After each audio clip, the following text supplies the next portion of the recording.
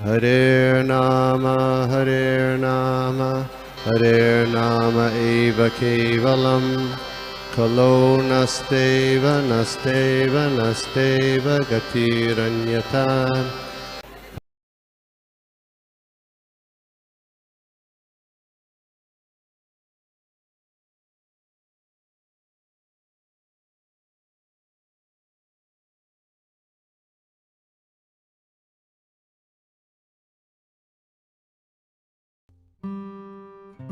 जो 15वां अध्याय है इसका नाम है ईश्वर के साम्राज्य का वर्णन।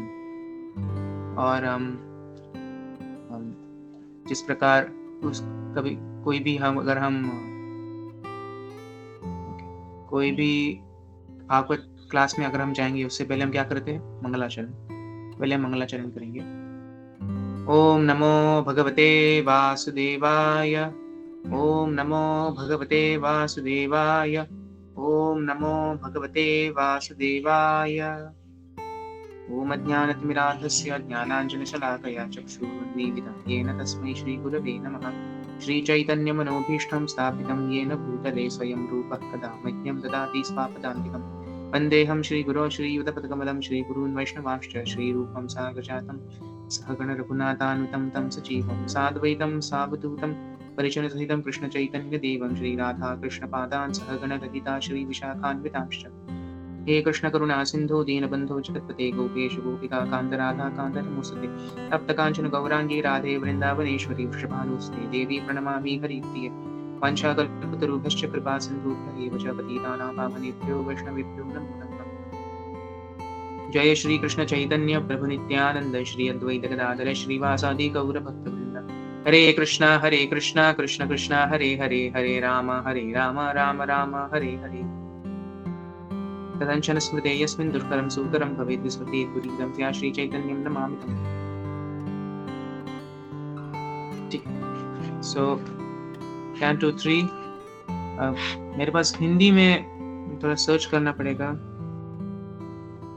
श्रीमद् भागवतम। अच्छा मेरे पास सामने। ठीक।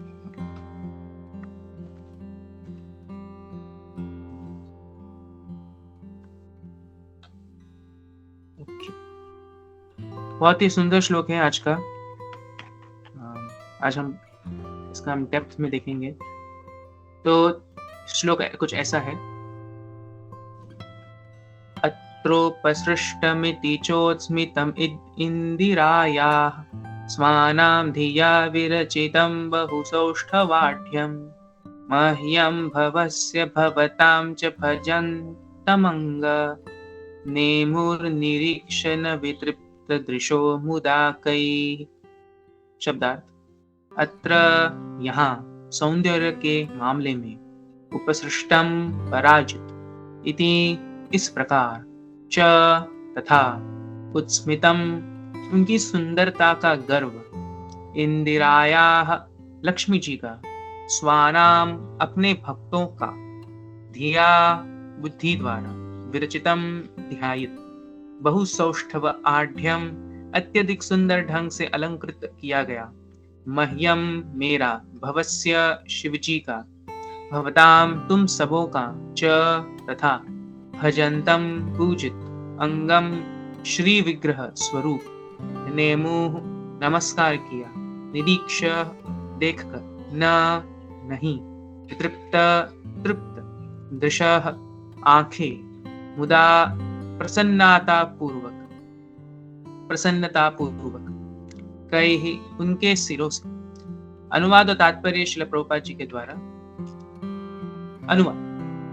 नारायण का अनुपम सौंदर्य उनके भक्तों की बुद्धि द्वारा कई गुना वर्धित होने से इतना आकर्षक था कि वह अतीव सुंदरी लक्ष्मी देवी के गर्भ को भी पराजित कर रहा था। हे देवताओं, इस तरह प्रकट हुए भगवान मेरे द्वारा, शिव जी द्वारा तथा तुम सबों के द्वारा पूजनीय है। मुनियों ने उन्हें अतृप्त आंखों से आदर अर्पित किया और प्रसन्नता पूर्वक उनके चरण कमलों पर अपना अपना सिर झुकाया। तात्पर्य है भगवान का सौंदर्य इतना विमोहक था कि इसका ठीक से वर्णन नहीं किया जा सकता। लक्ष्मी जी भगवान की आध्यात्मिक तथा भौतिक सृष्टियों में सर्वाधिक सुंदर झांकी मानी जाती है। उन्हें अपने सर्वाधिक सुंदर होने का अनुभव है, फिर भी जब भगवान वहां प्रकट हुए तो उनका सौंदर्य परास्त हो। दूसरे शब्दों में लक्ष्मी जी का सौंदर्य भगवान की उपस्थिति में गौण है। वैष्णव कवियों के शब्दों में यह कहा गया जाता है कि भगवान का सौंदर्य इतना मोहक है कि वह लाखों कामदेवों को परास्त कर देता है, इसलिए वे मदन मोहन कहलाते हैं। यह भी वर्णन हुआ है कि कभी कभी भगवान राधा रानी के सौंदर्य के पीछे पागल हो जाते हैं। कविगण वर्णन करते हैं कि ऐसी परिस्थितियों में भगवान कृष्ण मदन मोहन होते हुए भी मदन दाह या राधा रानी के सौंदर्य से मुक्त हो जाते हैं। वस्तुतः भगवान का सौंदर्य अति उत्तम है और वह वैकुंठ में लक्ष्मी जी के सौंदर्य को भी मात करता है। वैकुंठ लोकों में भगवान के भक्तगण उन्हें सर्वाधिक सुंदर रूप में देखना चाहते हैं, किंतु गोकुल या कृष्ण लोक में भक्तगण राधा रानी को कृष्ण से भी बढ़कर सुंदर देखना चाहते हैं। इसका समंजन इस तरह होता है कि भक्त वत्सल होने के नाते भगवान ऐसे स्वरूप धारण करते हैं जिससे ब्रह्मा, शिव जैसे भक्त तथा अन्य देवतागण प्रसन्न हो जाते हैं। यहाँ भी भक्त मुनि कुमारों के लिए भगवान अपने सर्वाधिक सुंदर रूप में प्रकट हुए और वे बिना तृप्त हुए उन्हें देखते रहे तथा उन्हें अधिकाधिक देखते रहना चाह रहे। तो ये बहुत ही सुंदर तात्पर्य है और बहुत ही सुंदर श्लोक भी है। और इसका जो अगले वाला श्लोक जो है वो तो इससे भी बहुत ज्यादा बेहतर है। पर आज हम देखेंगे इस श्लोक में क्या कहा गया है, बहुत ही इंपॉर्टेंट पॉइंट्स भी है। पर अभी तक इस अध्याय में क्या कहा गया है, चलो first let's do some summary so that we are all on the same page. तो दिति ने कश्यप के वीर्य को 100 वर्ष तक धारण किया, इस अध्याय के प्रारंभ में हम देखते हैं, और जिससे पूरे विश्व में अंधकार हुआ और देवतागण जो थे वो परेशान हो गए। तो देवतागण क्या किया, उन्होंने क्या किया कि वह गए ब्रह्मा जी के पास, प्रार्थना की, स्तुति की, और क्योंकि ब्रह्मा जी जो है उन्होंने ब्रह्मांड का निर्माण किया है और उनसे सब सारी शक्ति आती है, वही स्रोत है इस पूरे ब्रह्मांड के। तो उन्होंने अंधकार दूर करने के लिए उनसे विनती। तो ब्रह्मा जी ने तब उस समय यह कहा कि कैसे उनके 4 पुत्र हैं, 4 कुमार जो है, सनक, सनंदन और संत कुमार, जो पूरे विश्व में भ्रमण करते हैं, वो विश्व का भ्रमण करते हैं। तो कभी आध्यात्मिक जगत जाते, कभी भौतिक जगत जाते। तो एक बार क्या हुआ, तो वो जब आध्यात्मिक जगत गए तो जब उन्होंने सारे द्वार जब वो पार कर रहे थे, जो 7वां द्वार जो था उस वहां पे जय और विजय जो थे, जो ब्रह्मा, जो भगवान नारायण के जो पालन करता या गेट कीपर कह सकते, गेट कीपर जो थे, उन्होंने उनको रोक दिया और उनको अंदर जाने के लिए मना कर दिया। तो जो चतुष कुमार जो है वो बहुत क्रोधित हो गए और उन्होंने ऋषियों को शाप दिया, क्योंकि उन्होंने एक बहुत बड़ा अपराध किया था। तो उसी समय जो है भगवान नारायण जी वो बाहर आए,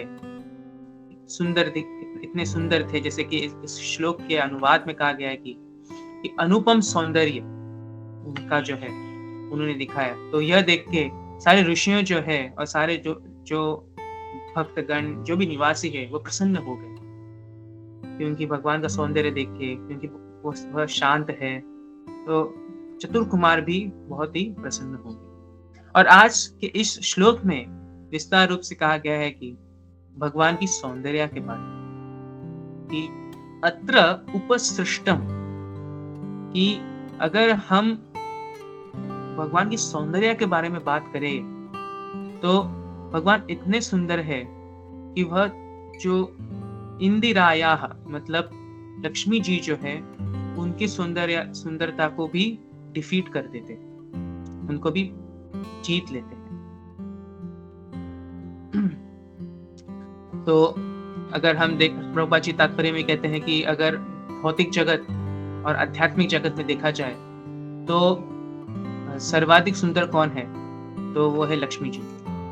पर लक्ष्मी जी से भी सुंदर कौन है, वह है भगवान श्री कृष्ण। तो लक्ष्मी जी जो थे वह तो भगवान की भक्त है, तो उनमें गर्व आ गया। और ये गर्व क्या है, ये हम थोड़े बाद में देखेंगे। उन्हें गर्व आ गया कि देखो मैं कितनी सुंदर हूँ, और भगवान जो है, जो मेरे ही पति देव हैं, वह उतने सुंदर नहीं, यह गौण है। तो उन्हें ऐसा, जो जीव गोस्वामी कहते हैं अपने तात्पर्य में, अपने टीका में, कि उनको यह गर्व आ गया। पर इधर इस श्लोक में क्या क्या कहा गया है कि भक्तों की बुद्धि द्वारा कई गुना वर्धित होने से वह लक्ष्मी, भगवान की जो सुंदरता जो थी, वह लक्ष्मी जी से भी ऊपर हो गई। So this is by the devotees. भक्तों ने क्या किया, उन्होंने अच्छी तरह से भगवान का क्या कहते हैं, भगवान की सुंदरता बढ़ाई। इसी वजह से लक्ष्मी जी जो थी, उनका जो गर्व जो था, तो उनका गर्व क्या कहते हैं, गर्व को भी पराजित कर दिया गया। तो इस श्लोक में यह बताया गया है। पहले लाइन में अगर हम देखेंगे, अत्रोपसृष्टम इति चोत्स्मितम इंदिराया। अब अगर देखा जाए तो लक्ष्मी जी जो थी वो तो सुंदर है ही। अगर हम अष्टम स्कंद के 8वें अध्याय में देखेंगे, तो जब समुद्र मंथन जब हो रहा था, जब देवतागण और असुरगण जब वासुकी को लेके मंदरा जो पर्वत जो है उसको मतलब मंथन कर रहे थे, जो मिल्क ओशन जो है उधर मंथन कर रहे थे, तो उस समय उस समुद्र से क्या बाहर आया, लक्ष्मी जी। और लक्ष्मी जी को देखे सभी लोग जो थे वो इतने आकर्षित हो गए कि लक्ष्मी जी को सारे जो देवतागण, जो असुरगण जो है वो कुछ देने लग गए। वरुण देव जी ने कुछ दिया, फिर जो अष्टदिक्पाल जो है, जो क्या कहते हैं, हाथियां जो है इस ब्रह्मांड में, उन्होंने भी कुछ दे दिया। तो अन्य देवतागण और अनेक लोगों ने लक्ष्मी जी को कुछ दिया, क्योंकि वो क्या चाहते थे कि लक्ष्मी जी मेरी पत्नी बने, क्योंकि वह लक्ष्मी जी को एंजॉय कर सके।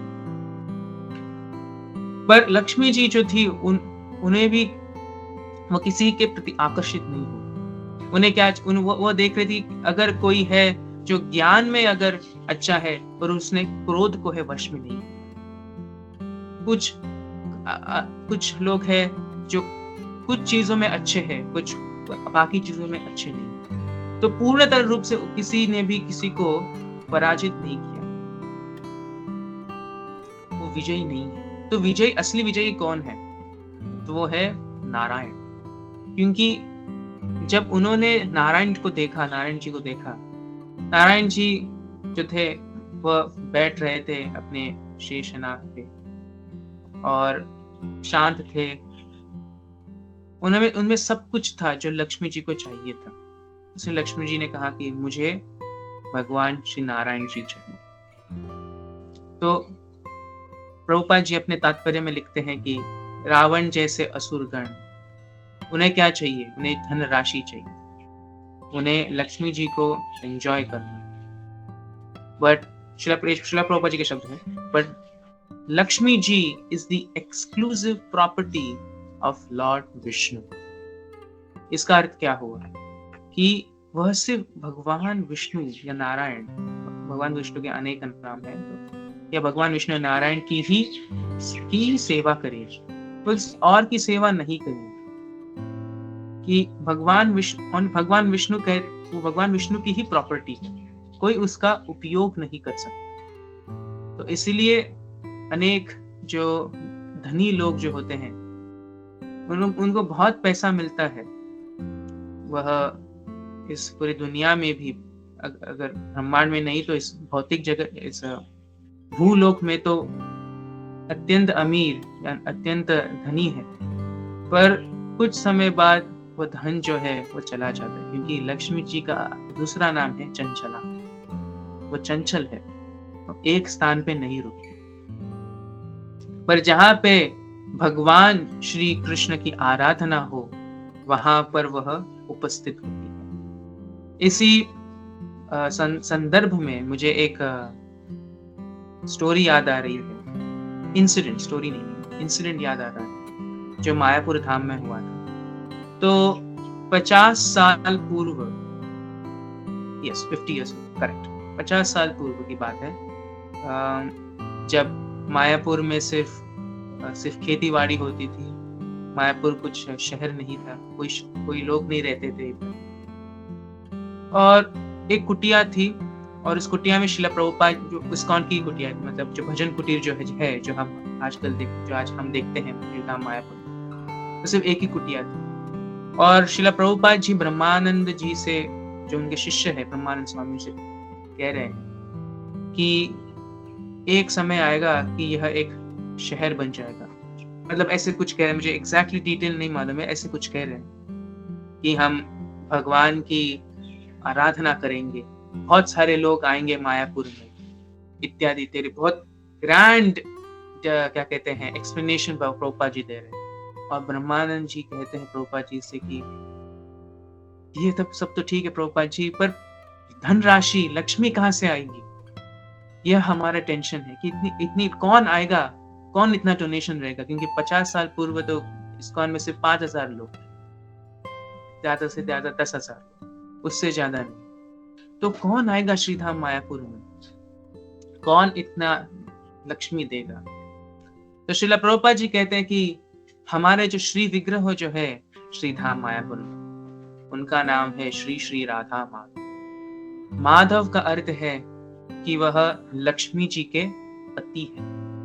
तो अगर हम श्री श्री राधा माधव जी की आराधना प्रतिदिन करें श्रद्धा पूर्वक, तो धनराशि जो है वो अपने आप आ जाएगी। And like they say, the proof is in the pudding. अभी देखिए, इस्कॉन के पास श्रीधाम मायापुर में लगभग 600 एकड़ जमीन है। इसका अर्थ है कितनी धनराशि, कितने लोगों ने डोनेशन दिया है ताकि हम इतना लैंड परचेस कर सकें। अभी लगभग 5,000 या 10,000 लोग श्रीधाम मायापुर में ही क्या कहते हैं रह रहे हैं, निवासी। और प्रचार जो है वो प्रति वर्ष बढ़ता जा रहा है। Excuse me.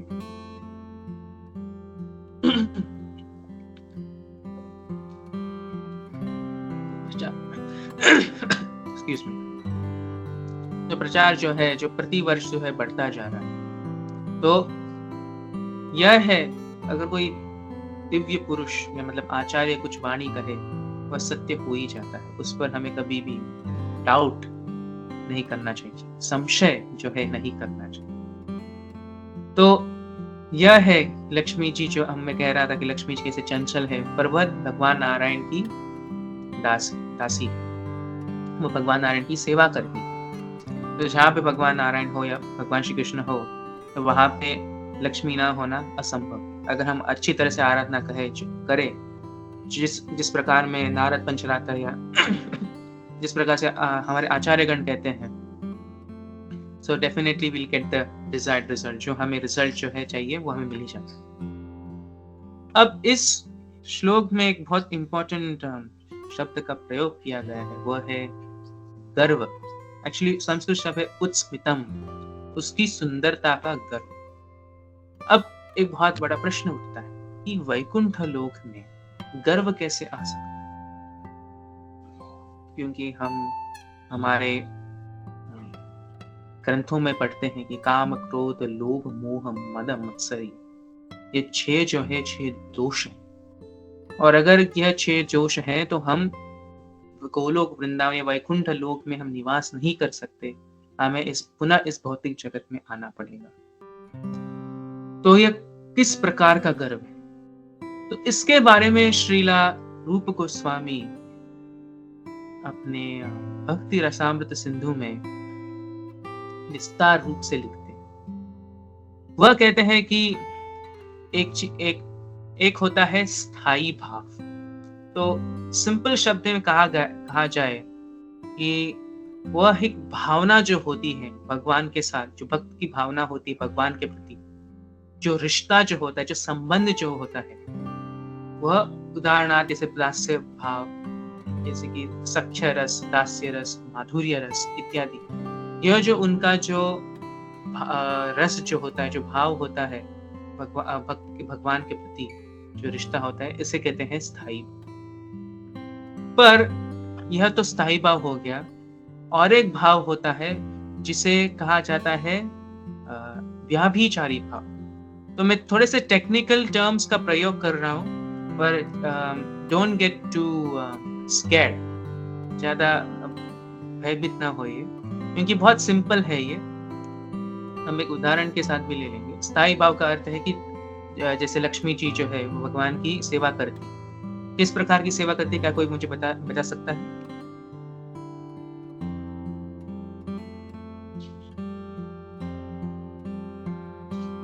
उनके चरण दबाते का मसाज, भगवान के चरण कमलों का मसाज करते रहते हैं। Yes, correct.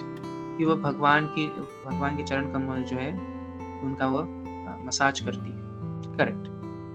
अब यह हो गया स्थायी भाव। अब आता है व्याभिचारी भाव। तो वो व्याभिचारी भाव क्या है? वो उन भावना को संदर्भित करता है कि जो भक्तों के प्रमुख भाव को अस्थायी रूप से बढ़ाती। ठीक है, इसका अर्थ यह है कि जैसे कि वह भगवान की सेवा कर रही है, पर यह जो गर्व जो है, वो गर्व जो आया, इससे क्या हुआ? वह जो भावना जो थी भगवान के प्रति वो और बढ़ गई। तो एक कंपटीशन हो गया। इससे यह नहीं हुआ, ये गर्व ऐसा नहीं है कि लक्ष्मी जी को लगा कि यह क्या, भगवान मुझसे सुंदर है, ऐसे कैसे हो सकता है, मैं ही सबसे सुंदर हूं, ऐसे नहीं। तो भगवान के प्रति भी आकर्षण जो है लक्ष्मी जी का वो भी बढ़ गया। तो श्रील प्रभुपाद जी अपने भक्ति रसामृत सिंधु में कुछ ऐसा कहते हैं, मैं उधर से कुछ पढ़ना चाहता हूँ। प्रभुपाद जी कहते हैं, यह 29th चैप्टर 29 अध्याय में आता है। प्रभुपाद जी कहते हैं, कुछ शारीरिक लक्षण है जो अत्यधिक आनंदित प्रेम को व्यक्त करते हैं। उन्हें इस प्रकार 33 में गिना जाता है। तो 33 प्रकार के व्याभिचारी भाव है। ठीक है, जैसे गर्व आना, फिर क्या कहते हैं, speaking harshly to someone. So all these are different types. मुझे याद नहीं आ रहा, but these are different types of व्याभिचारी भाव। श्रील प्रभुपाद जी कहते हैं कि अभिमान में आनंदित प्रेम को की अभिव्यक्ति अत्यधिक धन, उत्तम सौंदर्य, प्रथम श्रेणी के निवास या किसी के आदर्श लक्ष्य के प्रति का परिणाम हो सकती है। तो यह भाव व्याभिचारी भाव का वर्णन किया गया है। जब कोई अभिमानी होता है तो वह व्यंग्य से बोलता है, मतलब सार्केस्टिकली बोलता है, मनमौजी ढंग से उत्तर नहीं देता, अपने शरीर को देखता है, अपने इरादों को छुपाता है और दूसरों की बातों पर ध्यान नहीं देता। तो यह गर्व की बात होगी। तो एक बार क्या हो कि जब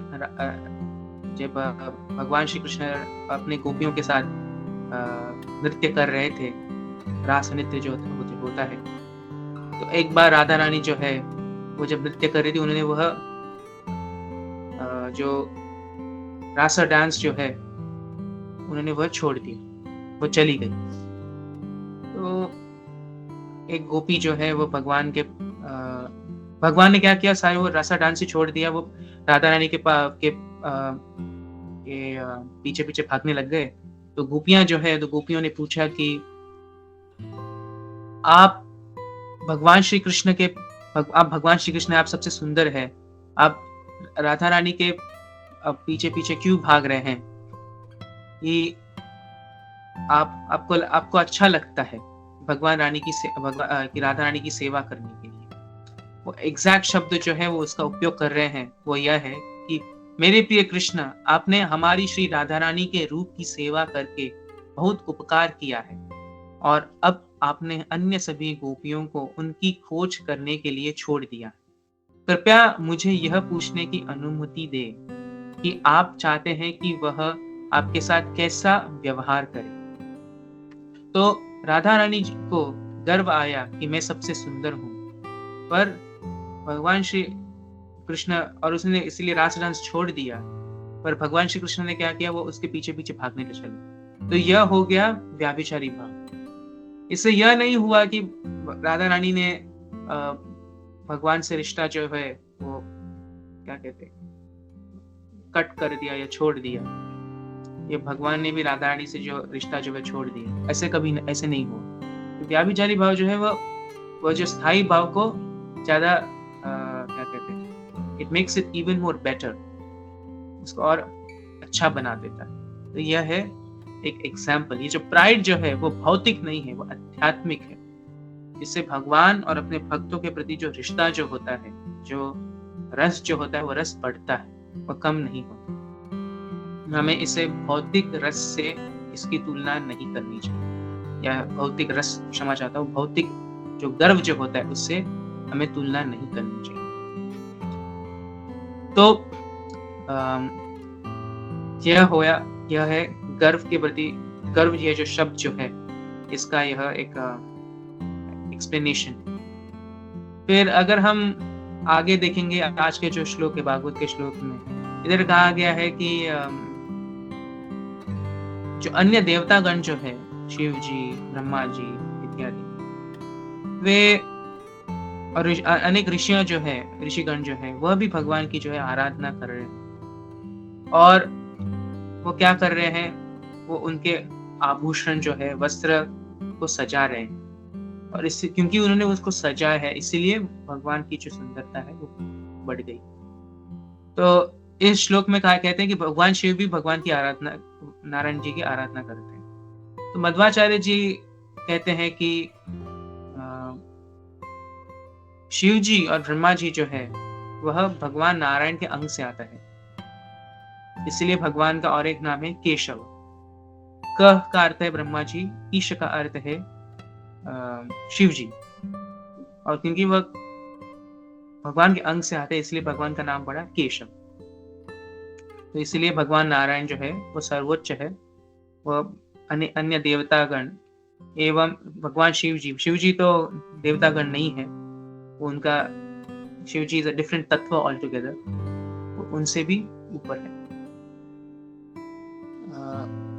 तो इस श्लोक के अंत में हम यह भी देखते हैं कि कैसे चतुष कुमार जो है, उन्होंने जब भगवान का सौंदर्य देखा तो वह संतुष्ट नहीं हुए, उनको देखना ही था, देखना ही चाहते थे। एग्जैक्ट वर्ड यूज किया गया संस्कृत वो है वितृप्त दृश्य, कि उन्होंने देखा पर पूर्ण रूप से संतुष्ट नहीं हुए, पर वह मुदा बहुत ही खुश थे, इसलिए उन्होंने अपने आप को पूर्ण रूप से भगवान के प्रति समर्पित किया। अपना जो मस्तक जो है, मस्तक भगवान के चरण कमलों पर क्या कहते हैं, अपना सिर झुकाया, मस्तक झुकाया।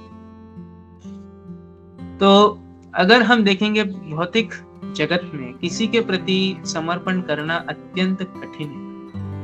समर्पण करने का अर्थ यही है कि अब हम आपके अनुसार ही चलेंगे, आप सबसे महान है, हम नहीं। तो भौतिक जगत में यह समर्पण करना अत्यंत कठिन है, पर अगर हमें आध्यात्मिक क्या कहते हैं सुख प्राप्त करना हो, आनंद प्राप्त करना हो, तो हमें पहली बात तो भगवान के भक्तगण और भगवान के प्रति पूर्ण रूप से हमें समर्पित करना चाहिए। इसलिए भगवान को हम कितना भी देखें, हम सैटिस्फाइड नहीं होंगे। दिस इज द प्रूफ, यही तो प्रूफ है कि भगवान जो है वो भौतिक नहीं है, वह आध्यात्मिक है।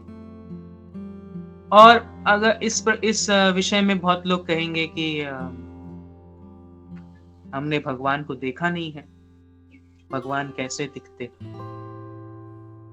पर भगवान जो है उनका नाम, रूप, लीला, गुण इत्यादि वह अभिन्न है।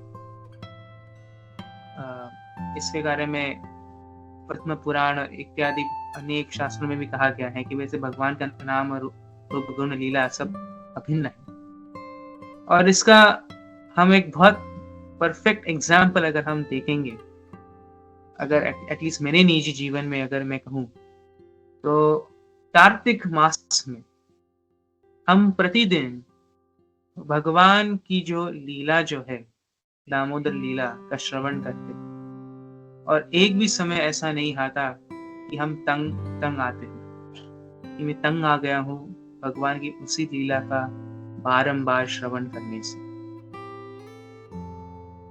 कभी भी ऐसा दिन नहीं आता। प्रतिदिन हम कार्तिक मास में प्रतिदिन हम उसी अष्टक जो है, दामोदर अष्टकम का जो स्तोत्र जो है, अष्टक जो है हम गाते हैं। कभी भी हम तंग नहीं होते कि अरे वो हम वही स्तोत्र है, वही ट्यून। ऐसे नहीं कि ट्यून भी बदला है, ट्यून भी वही है और वो ताल भी वही है। और कभी कभार वो मीटर जो वो जो टेम्पो जो होता है, वो टेम्पो भी वही है। प्रतिदिन करते हैं, उसका प्रचार भी करते हैं, पर कभी भी हम बोर नहीं होते। कभी कभार जब मैं दुबई में था तो हम एक ही दिन में 2-3 दामोदर आरती करते थे। ऐसा कभी नहीं हुआ कि हम वही लीला सुन के बोर हो गए। तो यह है, this is the living proof कि भगवान जो है वो आध्यात्मिक है। And this is also mention in Shrimad Bhagavatam, वयम तु न वितृत्याम उत्तम श्लोकन विक्रमे न शृण्वताम रसज्ञानाम स्वादु स्वादु पते पते। कि हम कभी भी ये जो शौनक आदि ऋषि जो हैं, वह सुखदेव गोस्वामी से कहते हैं कि हम कभी भी तृप्त नहीं होंगे। हमें बारंबार स्वादु स्वादु पदे पदे, हमें बारंबार ये भगवान की लीला का श्रवण करने की इच्छा है। हमें अच्छा लगता है यह श्रवण करने का। So this is how you differentiate between mundane stories and spiritual stories, or rather spiritual pastimes. क्योंकि they are past the time. यह जो समय जो है, समय से परा है, समय से परे है ये सारी लीला। अभी मैं यह लीला अभी हम कह रहा हूँ, अभी भी यह बहुत आध्यात्मिक जगत वैकुंठ लोक में हो रही। ऐसे नहीं कि ये हुआ था, अभी भी यह हो रही और होती जाएगी, क्योंकि समय से ही परी। इसको समझने के लिए हमें भक्ति मार्ग पे चलना पड़ेगा। प्रतिदिन 4 नियमों का पालन और 16 माला जप, वह भी without committing any offenses we should be chanting the 16 rounds minimum, और मंगल आरती के लिए उठना इत्यादि हमें यह प्रतिदिन करना पड़ेगा। तभी हम भगवान की इस लीलाओं को समझ पाएंगे और इसका जो आनंद जो है, हम आनंद प्राप्त करेंगे। तो आज के हमने इस श्लोक में यही देखा है कि कैसे जो गर्व जो है, जो लक्ष्मी जी का था, वो भगवान ने अपने भक्तों ने भगवान को जैसे इट्स वेरी नाइस ट्रांसलेशन, भक्तों की बुद्धि द्वारा, वो भगवान का जो अनुपम सौंदर्य जो है भक्तों की बुद्धि द्वारा कई गुना वर्धित होने से इतना आकर्षक था कि वह अतीव सुंदरी लक्ष्मी देवी के गर्व को भी पराजित करती। So it is the devotees that beautify the Lord through their minds, through their intelligence. They are making the Lord even more beautiful. That is the greatness of devotees. भगवान जो है भक्त वत्सल, भगवान जी तात्पर्य में कहते हैं भक्त वत्सल।